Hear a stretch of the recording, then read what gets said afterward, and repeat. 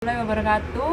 Buat adik-adik selamat pagi. Buat yang beragama non muslim, sebelum memulai pelajaran, marilah kita baca doa menurut keyakinan masing-masing. Ibu rasa sudah cukup? Ya, pada pagi hari ini kita akan belajar tentang peristiwa proklamasi.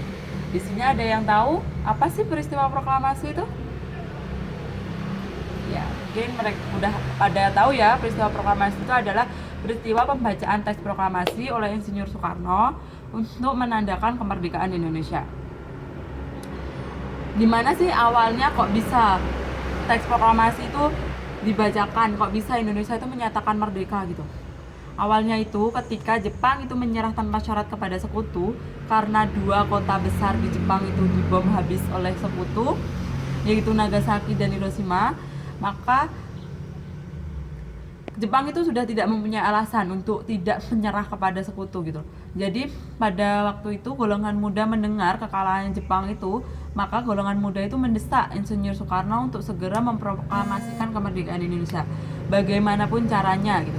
Tapi para golongan tua itu menolak gitu loh.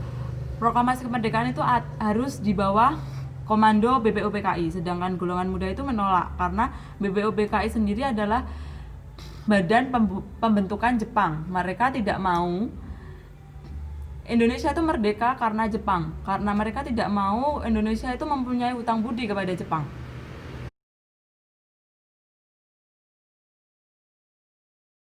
Kalau bangsa Jepang itu memberi kemerdekaan kepada bangsa Indonesia, jadi itu mereka mendesak Insinyur Soekarno untuk segera memproklamasikan bagaimanapun caranya gitu, sampai-sampai para golongan muda itu menculik Insinyur Soekarno dan Muhammad Hatta Kerengas Dengklok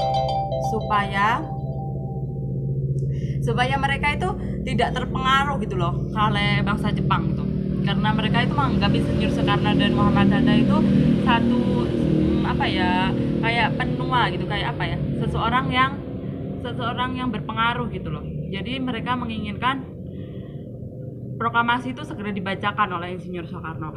Dan pada tanggal 16 Agustus pada malam hari itu mereka membawa kembali Insinyur Soekarno ke Jakarta untuk merumuskan proklamasi kemerdekaan di kediaman Laksana Maida. Kenapa kok di kediaman Laksana Maida?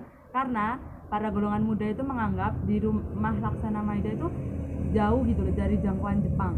Karena Laksana Maida itu sendiri adalah jenderal tentara Jepang.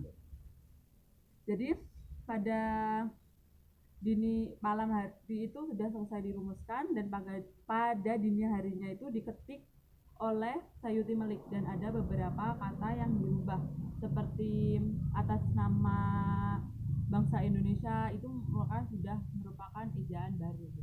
Dan pada tanggal 17 Agustus pada pukul 10 siang akhirnya proklamasi kembali berhasil dibacakan oleh Insinyur Soekarno, dan beritanya pun langsung menyebar di seluruh Indonesia gitu, langsung tersebar melalui radio, melalui surat kabar. Tapi bangsa Jepang itu tidak mau semata-mata mengakui bahwa Indonesia telah merdeka. Mereka menginginkan bangsa Indonesia itu masih tetap belum merdeka, sampai akhirnya pada akhirnya dia kembali lagi ke Indonesia, tepatnya di Hotel Yamamoto. Mereka menginap bersama dengan pasukan Belanda, dan pasukan Belanda mengibarkan bendera merah putih biru di atas Hotel Yamamoto, dan para pemuda Surabaya itu tidak terima bahwa di situ ada bendera Belanda karena Indonesia itu sudah merdeka gitu. Pemuda Surabaya akhirnya berusaha untuk merobek, dan terjadilah pertumpahan darah yang disebut sebagai aksi Arek-Arek Surabaya. Sampai akhirnya bendera pun berhasil dirobek oleh pemuda Surabaya, dan akhirnya Jepang pun mengakui kemerdekaan Indonesia. Nah, mungkin dari situ pelajaran hari ini mungkin ada yang ditanyakan. Mungkin kalau ada yang ditanyakan mungkin kalau sekarang masih belum ada ya. Kalau di hari yang lainnya bisa hubungi. Terima kasih. Assalamualaikum warahmatullahi wabarakatuh.